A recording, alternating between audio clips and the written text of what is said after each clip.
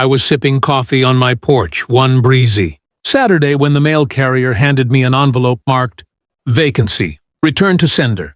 Confused, I opened it anyway.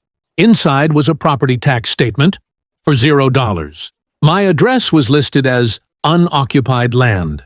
My house, my home for the last 12 years, had been completely erased from county records.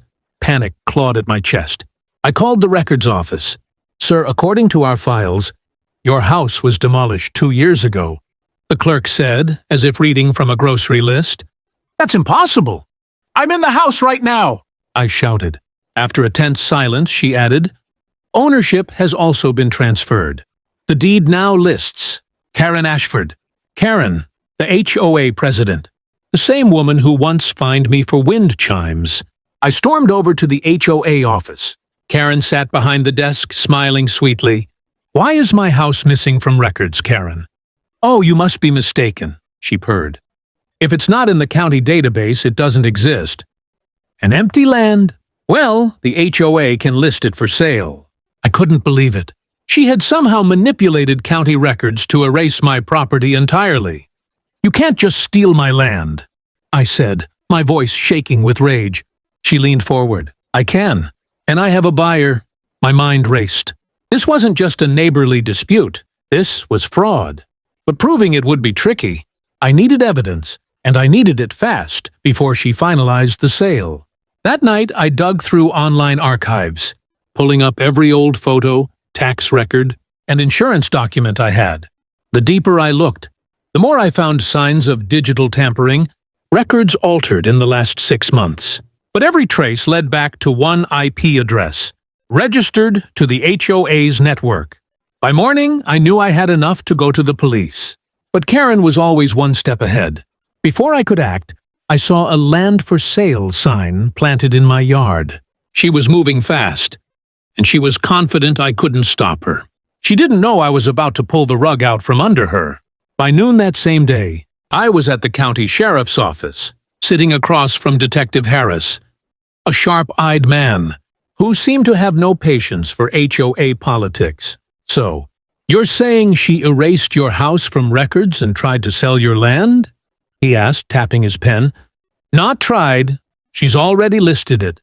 And I can prove she hacked county databases from the HOA office. I slid over my neatly organized binder, every altered record, every dated photo, and a full log tracing the edits back to the HOA's IP address. Harris scanned the evidence, his eyebrows rising higher with each page. This isn't just fraud, he finally said. This is grand larceny, wire fraud, and tampering with public records. Within an hour, an unmarked police SUV rolled up to the HOA building. I stayed parked down the street, watching as officers entered.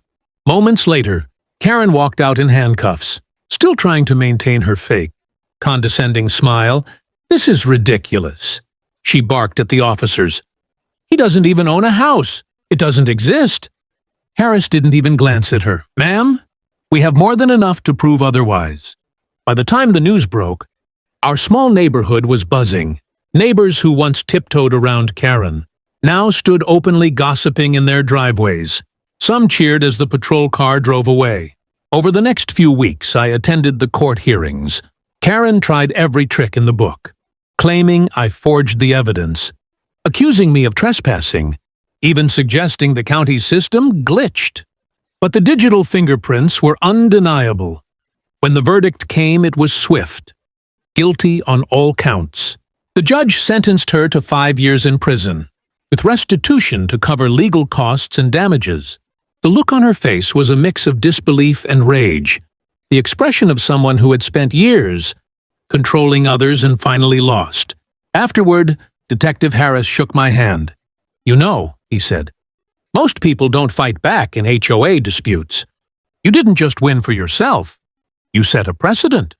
The county quickly restored my property records, and I even received an official letter of apology for the clerical oversight that allowed Karen to get as far as she did. The for sale sign was long gone, replaced by blooming flowers in my yard. Life returned to normal, except for one thing. Whenever I sip my coffee on the porch now, I glanced toward the HOA office and remember, power in the wrong hands can be dangerous, but the truth will always catch up. And in Karen's case, the truth came with steel bars. If you enjoyed watching Karen's little scheme fall apart, make sure to hit that subscribe button so you never miss more jaw-dropping HOA stories like this one. Don't forget to like this video if you think justice was served, and drop a comment telling me what you would have done if you were in my shoes.